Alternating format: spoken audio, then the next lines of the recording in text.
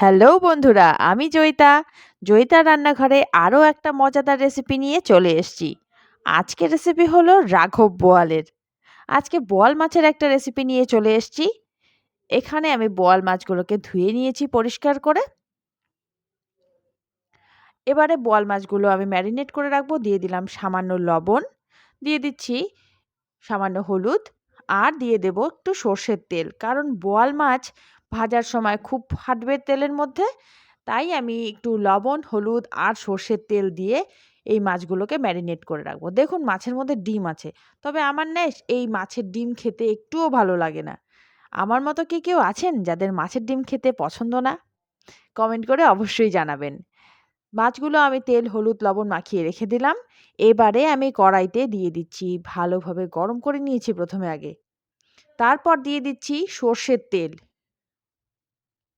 তেল দিয়ে দিলাম, কিন্তু আমার মনে হলো যে তেল আরেকটু লাগবে মাছ ভাজতে। এবারে তেলটাও ভালোভাবে গরম করে নেব।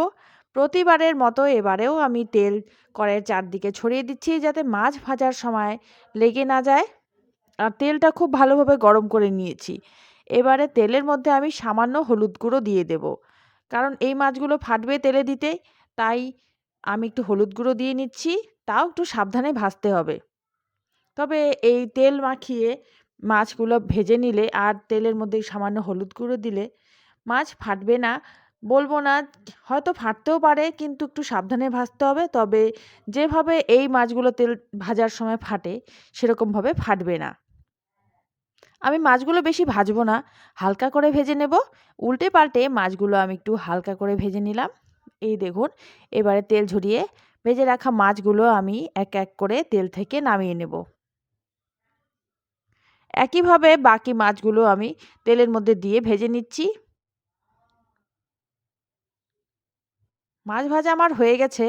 ওই তেলের মধ্যেই আমি দিয়ে দিচ্ছি দুটো কাঁচা লঙ্কা চেরা আর সামান্য কালো জিরে ফোড়ন। এবারে এর মধ্যে আমি দিয়ে দেব পোস্ত বাটা। ১ চামচ পোস্ত বাটা দিয়ে আমি এটা একটু নাড়াচাড়া করে দেব। এবারে দিয়ে দিচ্ছি একটা মাঝারি সাইজের পেঁয়াজ বাটা। পেঁয়াজ বাটাটা একটু জমে গেছে ঠান্ডার জন্য। এবারে সবকিছু দিয়ে একটু নাড়াচাড়া করে দিচ্ছি। এবারে দিয়ে দিচ্ছি লঙ্কা বাটা। আমি দিয়েছি ১ চামচ লঙ্কা বাটা, তবে আপনারা ঝাল যেরকম পছন্দ করেন লঙ্কা বাটাটা ঠিক সেই পরিমাণ অনুযায়ী দেবেন। একটা মাঝারি সাইজের টমেটো বাটা আমি দিয়ে দিচ্ছি মশলার মধ্যে। এবারে আমি এটাকে ভালোভাবে একটু কষিয়ে নেব। কষাতে, কষাতে দিয়ে দিচ্ছি লবণ। ১ চামচ লবণ দিচ্ছি, লবণ হবে স্বাদ মতো। লবণ দিয়ে আরও একটু এটা কষিয়ে নেব। দিয়ে দিচ্ছি সামান্য হলুদ। আবার একটু নাড়াচাড়া করে মশলাটা আমি কষিয়ে নিচ্ছি।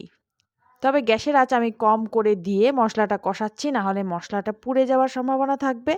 এবারে আমি দিয়ে দিচ্ছি সর্ষে বাটা। আমি বড় চামচ দিয়ে ২ চামচ সর্ষে বাটা দিয়ে এটা নাড়াচাড়া করে দিলাম। আর সাথে সাথেই আমি সামান্য জল দিয়ে দিলাম, কারণ সর্ষে দিয়ে আমি ভাজবো না। তাই জল দিয়ে মশলাটাকে আরও একটু কষিয়ে নিচ্ছি। সর্ষে বেশি ভাজলে তেতো হয়ে যাবে, তার জন্যই জলটা দেওয়া। আমি আরও একটু জল দিয়ে দেব।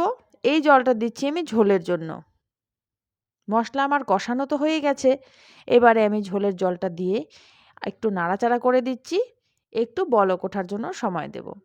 এই পর্যায়ে আমি এর মধ্যে দিয়ে দেব চিনি। ১ চামচ চিনি দিয়ে দিলাম। তাহলে লবণ আর চিনির ব্যালেন্সটা রান্নার মধ্যে ঠিকঠাক মতো থাকবে আর খেতেও ভালো লাগবে। তবে যদি চিনি দিতে পছন্দ না করেন, তাহলে চিনিটা বাদ দিয়ে দিতে পারেন। কড়াইতে খুব আলো আসছিল, তাই আমি আপনাদের ঝোলের আসল রংটা এখন দেখাচ্ছি।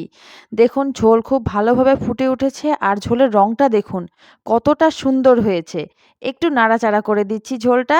এবারে আমি মাছের পিসগুলো ঝোলের মধ্যে দিয়ে দেব। তবে ঝোলটা বেশি কমাতে হবে না, কারণ বেশি কমালে মাছগুলো তো সেদ্ধ হতে হবে। তাই ঝোলটা অল্প কমিয়ে আমি মাছের পিসগুলো দিয়ে দিলাম।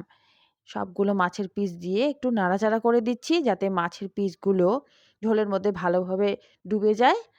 আর এবারে আমি গ্যাসের আঁচ কমিয়ে দিচ্ছি। ৫ মিনিট এভাবে আমি ঢাকনা দিয়ে রাখবো। ৫ মিনিট পরে আমি এই ঢাকনাটা খুললাম। দেখুন মাছগুলো ভালোভাবে সেদ্ধ হয়ে গেছে, আর ঝোলটাও কিছুটা কমে গেছে। আলতোভাবে মাছগুলো একটু নাড়াচাড়া করে দিচ্ছি। দেখুন মাছগুলো লেগে যায়নি, আর ঝোলটা অনেকটাই কমে গেছে। আমাদের আজকের রেসিপি বোয়াল মাছের সর্ষে বাটা দিয়ে বোয়াল মাছের রেসিপি একেবারে তৈরি হয়ে গেছে। আপনাদের রেসিপি কেমন লাগলো আমাকে অবশ্যই জানাবেন। ভালো লাগলে এভাবে অবশ্যই একবার ট্রাই করে দেখবেন। নতুন বন্ধু হয়ে থাকলে আমার চ্যানেলটিকে সাবস্ক্রাইব করার অনুরোধ রইল। তার সাথে ভিডিওতে লাইক, কমেন্ট, শেয়ার করতে ভুলবেন না।